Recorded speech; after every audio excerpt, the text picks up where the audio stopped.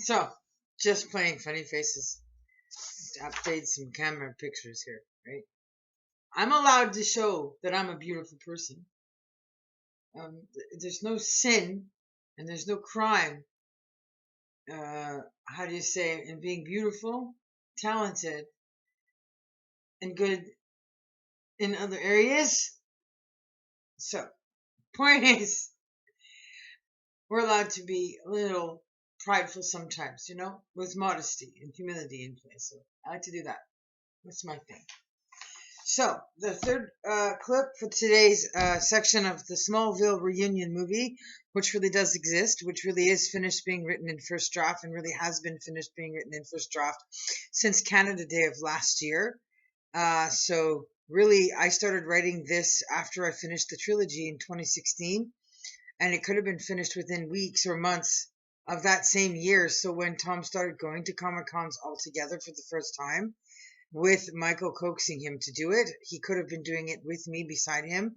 I could have been on the sidelines as the bodyguard that I happen to be professionally, doing my day job off camera behind scenes, and then drag my butt up onto the stage with all of my brain and everything that goes with the brain and all the work that I do and have already done at that time to talk about what I was already working on at that time. We could have already had it finished and then we could have been talking about that. However, the difference is this is where John and Tom will probably compliment me. This is where things will get nice. They'll be nice to me because they're probably going to say the obvious.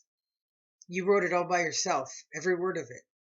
You deserve all the credit, right? All the credit is yours. You're going to get to enjoy basking in the sun and the glory in your own Comic Con tour, where the only person on the stage, on the table with you, is all of your work and just you. So, like, literally, the table could be full of all of my work, just my brain, and just one person: producer, director, actress, writer, singer, songwriter, essentially, composer, whatever, symphonic, talented me. Just Superwoman. So, without further ado, we're going to go on to the third video for today's segment of day 2, which is where he is finally going into the high school for the first time in a decade. It's been a long time since he's been into town and been into the school. Life changes when you get a job at a newspaper in the big city and then get dumped at the altar, stood up or ran away from the altar. She made it to the altar. She just left him at the altar. But you guys don't know that yet. Well, you do now that I said that, but it's not there yet in the story. Okay, so I'm going to backtrack a little bit because it cut off. On the last clip, I said he was complaining about having to reach his 40s to experience the rite of passage and stage that takes place for all men. And most have that experience in their early years, usually. And that's the ones that end up married and live happily ever after multiple times, sometimes with multiple wives, but still they get like 10, 15 years between each marriage. So something went right for a little while, right? And in this case, he said no luck at all. So he says, great. Now that does not make me feel good. Like you said, I guess I truly do need to slow down and smell the roses, as it were. Thanks for the talk, Mom. It might just have worked, and I may just now suddenly realize I have a lot to think about. Not just about you and this farm and life without Dad, but about me and about my life, too, now. Apparently starting right about now. I'll keep you posted on how my adventures and searches go for myself and my soul searching too. Hopefully, it can and will lead to a good place. Perhaps quite seriously, much better than where I now am and have been for these past number of years from death and loss. Love you, Mom.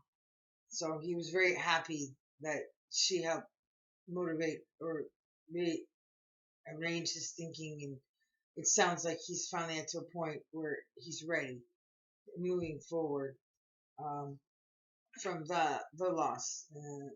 Heartache is both tremendous things for us to deal with in life, right? So, the spring door to the house, let's try that again. The spring door to the house shut behind Martha just after Clark managed to say those last 3 words. Love you, Mom. He then returned to looking out at the family's farm field in front of him and studied it with one last good stare of the task that lay ahead. And while these last thoughts in this last moment took place, he also decided to take advantage of the mildly gusty weather and used his super abilities to help create a stronger wind, creating a bigger channel of flowing air, and he mustered up all his inhaling powers that be after he stopped blowing and took in the largest breath of that wonderful air he could to get one last gulp of gratification of the smell of the beautiful woman and the farm field that he hadn't slowed long enough to enjoy some time before him that he was about yet to meet. What a beautiful moment on a family farm.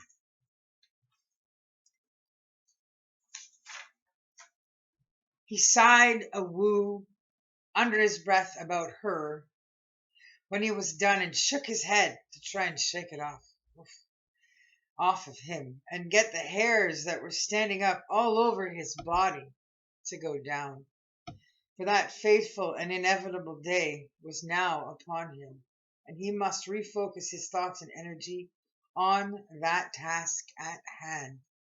It was time to bite the bullet and go to visit his high school and step foot inside the building again for the first time, as his mother had already pointed out, in well over a decade. He just hoped he could handle all the emotions of what will pass through him as he's walking through the hallways and looking at all the pictures on the walls and trophies, kept in good care safely in their place for so long. One way or another, he thought to himself as he headed towards his car, he knew that he was and must find a way to go and to get through attending, of course, participate joyfully and get through the awkward and the obvious high school reunion ahead of him. He owed it to Lana, and he owed it to himself, and there might be a few other persons not mentioned in name in his mind as of yet that he also probably owes this visit to the school for as well. Once reaching his car, he put his hand out for the handle and opened the door. There is no going back from here. There is only going forward. The final words he said in reassurance to himself as he got settled in the driver's seat, started up his car, and drove away from his mother and the farm, determined to get it right. Determined to get this one visit and full Smallville reunion just right. And then his car disappeared into the distance. There's no going back from here. There's only going forward. Forward thinking. Peace out, guys. Keep coming back for more of the Smallville reunion movie. See where I go before I choose to not share anymore. I love divulging because I am the writer, so I can divulge what I want and say what I want. I can't wait to be on interviews soon for everywhere. Maybe like Lori and Lindsay Gray's podcast. That would be so cool because she's already doing like the Supergrowth thing. So it's very fitting to what I'm doing, what I've already done, and the gift that still remains in my room unopened for Tom to open. So we're signing off for the day. I gotta go do lots of cooking because it's Easter weekend and I have a guest coming to visit and eat tomorrow. And we're gonna watch some religious conference videos together. I chose not to watch live today so that I could watch it with her for the first time tomorrow. God bless you all. Thank you for watching Now TV. Please keep coming back. Subscribe and tell everyone else to too. And put in pre-orders. Pre-order Superwoman t-shirts, hats, tattoo stickers. Let me know. thewriterwon at gmail.com or the Smallville movie at gmail.com or Superwoman exists at mail.com.